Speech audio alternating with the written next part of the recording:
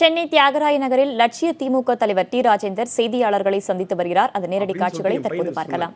எதுக்காக இது சொல்றேன்னா, அந்த மாதிரி நான் வந்து பிறந்த நாள் சமீபமாக கொண்டாடுறது இல்லை. ஆனால் என்னை சந்திக்க வரக்கூடிய என்னோட ரசிகர்கள் மட்டும் அவங்கள வந்து அவாய்ட் பண்ண முடியாமல் சந்திச்சுட்டு இருந்தேன். ஆனால் இந்த பிறந்த நாளை அப்போ வந்து நான் வந்து அது வேண்டாம் அப்படின்னு தான் நேற்று அறிக்கை கொடுத்துருந்தேன்.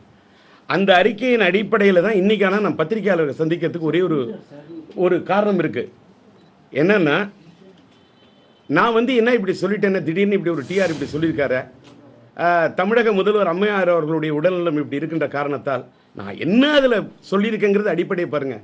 காவேரி நீர் பிரச்சனைக்கு இன்னைக்கு உச்சநீதிமன்றம் வரை சென்று உரிமை குரல் கொடுத்த ஒரு உன்னதனமான பெண்மணியாக அவரை பார்க்கிறேன்னு சொன்ன இந்த இஷ்யூ பேஸ். நான் அவங்க உடல்நிலை பாதிக்கிறதுக்கு உடனே இந்த அறிக்கை கொடுக்கல. நான் காவேரி நீர் பிரச்சனைக்காக எங்களுடைய வடசென்னை லட்சிய திராவிட முன்னேற்ற கழகத்தின் சார்பில் நாங்கள் ஒரு இது நடத்தணும், கண்டன ஆர்ப்பாட்டம் நடத்தணும்.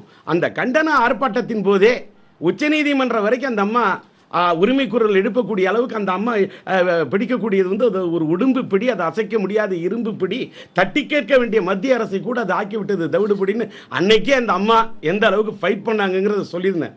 மறுபடியும் வேற ஒரு பத்திரிகையாளர் சந்திக்கக்குள்ளேயும் வள்ளுவர் கோட்டத்தில் ஒரு இந்த நிகழ்ச்சி நடக்குள்ள அந்த நிகழ்ச்சியிலையும் அன்னைக்கு நான் வந்து அதை வலியுறுத்தி தான் சொல்லியிருந்தேன். அதுக்கப்புறம் தான் அந்த அம்மா உடல்நிலை பாதிக்கப்பட்டு படுத்துருக்காங்க.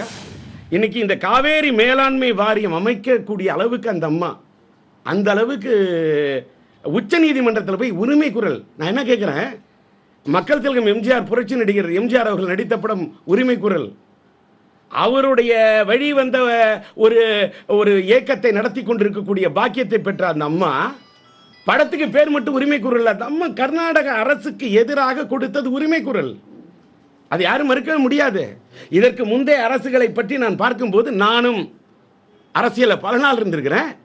ஒரு காவிரி நடுவர் மன்ற தீர்ப்பை வந்து அரசு கெசட்ல வந்து அந்த அரசாணை இதழில் வெளியிடுறது கூட தங்களுடைய இதழை அசைத்து குரல் கொடுக்க தயங்கியவர்களுக்கு மத்தியில் இன்னைக்கு உச்ச நீதிமன்றம் வரை கர்நாடக அரசு எங்களுக்கு காவேரி தண்ணீர், நாங்கள் வந்து தனி நாடு அல்ல, பாகிஸ்தான் அல்ல, இந்தியாவுக்குள்ள இருக்கிறோம், மொழிவாரி மாநிலமாக பிரிக்கப்பட்ட ஒரு சூழ்நிலை இருக்கக்கூடிய ஒரு இதில் இருக்கணும், எங்களுக்கு நீங்கள் தண்ணீர் கொடுக்கணும். கொடுக்குற இடத்துல அவங்க இருக்காங்க, வாங்குற இடத்துல நாங்கள் இருக்கிறோம். அப்போ அரசியல் சாசனம் எதுக்கு, கான்ஸ்டியூஷன் ரைட்லாம் எதுக்கு, அப்போ உச்ச நீதிமன்றம் எதுக்கு?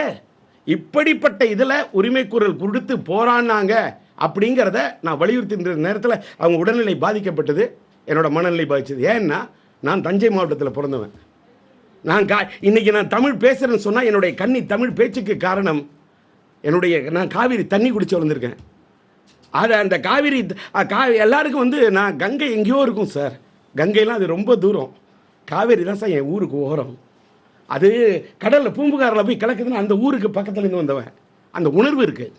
அந்த காவேரி டெல்டா மாவட்டம் கருகிக்கிட்டு இருக்கு, வாடிக்கிட்டு இருக்கு, வறண்டுக்கிட்டு இருக்குன்னு சொல்லும்போது காவேரியில் தண்ணி இல்லைன்னா அந்த ஊருக்கு போனால் காவேரியில் தண்ணி இல்லாத நிலைமையை பார்த்தோன்னா அப்படியே என்னால் தாங்க முடியாது. ஏன்னு கேட்டால் ஒரு தலை ராகம் படத்தில் கூட ஓடாதடி காவேரி அப்படின்னு முதல் படத்திலே பாட்டு எழுதியிருப்பேன். எதற்காக சொல்கிறேன்னா, அந்த அளவுக்கு உணர்வோடு இருந்த காரணத்தால் என்னுடைய தஞ்சை மாவட்டமே இன்னைக்கு காவேரி தண்ணீர் இல்லாமல் திண்டாடி கொண்டிருக்கும் போது நான் பிறந்தவனை கொண்டாட வேண்டுமா அப்படின்னு ஒரு இதை சொன்னேன். உடனே இதுக்கு என்ன பண்ணிட்டாங்க, இவர் டி ராஜேந்தர் இப்படி அறிக்கை விட்டார, என்னடா இவரோட பிறந்த நாளை கொண்டாடலை, இந்த அம்மையாரோட இதுக்காக இப்படி சொல்கிறாரு அப்படின்னா, நான் இந்த காவேரி பிரச்சனையிலும் சரி, ஈழத்தமிழர்கள் பிரச்சனையிலும் சரி, அந்த அம்மா போல்டா ஒரு சட்டசபையில் ஈழத்தமிழர்களுடைய பிரச்சனைக்காக தீர்மானம் போடக்கூடிய அளவுக்கு ஒரு வீராங்கனையா, எதிரிகளை வீழ்த்தக்கூடிய ஏவுகணையா இருந்ததை எனக்கு அதனால் என்னோட மனசுக்கு பட்டுது. அந்த அம்மா வந்து போல்டாக செயல்பட்டாங்கன்னு அன்னைக்கு நான் அந்த போராட்டம் நடத்தினப்ப நான் பேட்டி கொடுத்தேன். அந்த அம்மா உடல்நிலை பாதிக்கப்பட்டு இது பண்ணுறாங்கன்னு சொன்னோன்னே நான் அந்த அம்மாவுக்காக எனக்கு ஒரு டிவியில் தான் ஃபோன் பண்ணி கேட்டாங்க. ஒரு 5-6 தடவை அந்த நண்பர் கேட்ட உடனே ஃபோனில் தான் நான் சொன்னேன், என்னோடய பிரார்த்தனை நான் தெரிவித்தேன். நான் ரொம்ப வெரி வெரி டிரான்ஸ்பரண்ட்டு. எனக்கு யார்கிட்டையும் நடக்கணும் காரியம், எனக்கு யாராவது தருவாங்களா வாரியம், எனக்கு வேண்டியது காவேரி வேளாண்மை வாரியம். நான் இந்த அரசியல் இத்தனை வருஷம் வாழ்ந்து பார்த்துட்டேன், எல்லாத்தையும் நான் கடந்து வந்துட்டேன். அதனால தான் இன்றைக்கி வந்து நான் எடுத்த முடிவுக்கு வந்து ஒரு பெரிய இன்றைக்கி வந்து இந்த பிறந்த நாளில் ஒரு கருத்தை நான் இன்றைக்கி சொல்லிடணும், அப்படிங்கிறதுக்காக தான் நான் இன்றைக்கி ப்ரெஸ்ஸை மீட் பண்ணுறேன்.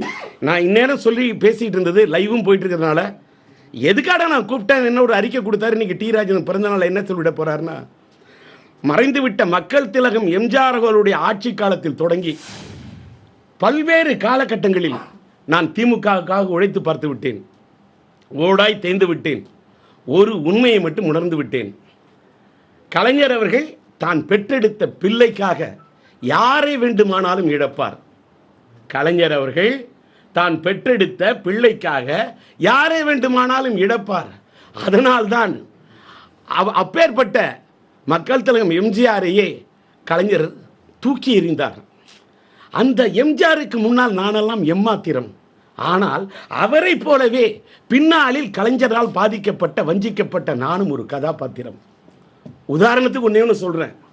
கடந்த சட்டமன்ற தேர்தலின் போது கூட ஈழத்தமிழர்களுக்கு பெரும் துரோகம் இழைத்த காங்கிரஸோடு கைகோர்த்த திமுகவோடு கூட்டணி கூட வைக்கக்கூடாது என்பதில் உறுதியாக இருந்தேன். அதே சமயத்தில் தேர்தல் களத்தில் கலைஞர் பேச ஆரம்பித்தார். கடைசியாக நான் ஒரு முறை முதலமைச்சராக ஆக விரும்புகிறேன் என்று கலைஞர் கலங்கி பேசியதை பார்த்தபோது களத்தில் போய் அவருக்கு எதிராக மாற்றணியில் கூட வேற ஒரு சின்னத்தை வாங்கிக்கிட்டு போய் நிற்கிறத வேண்டான்னு நான் ரொம்ப நாகரிகமாக ஒதுங்கி நின்றவன். இது சத்தியம், இது உண்மை. ஏன்னா திமுகவுக்காக பல காலகட்டம் உடைச்சவன். நான் கடவுளறிய கலைஞர் மீதும் திமுக மீதும் நான் காட்டியது விசுவாசம். ஆனால் என் கர்மாவின் காரணமாகத்தான் நான் போய்விட்டேன் என்று நினைக்கிறேன். மோசம். அதாவது நேற்று இன்று நாளை படத்தில் புரட்சி நடிகர் மக்கள் திலகம் எம்ஜிஆர் ஒரு பாட்டு பாடுவார். மக்கள் நலம் மக்கள் நலம் என்றே சொல்லுவார், தன் மக்கள் நலம் ஒன்றே தான் மனதில் கொள்ளுவார்.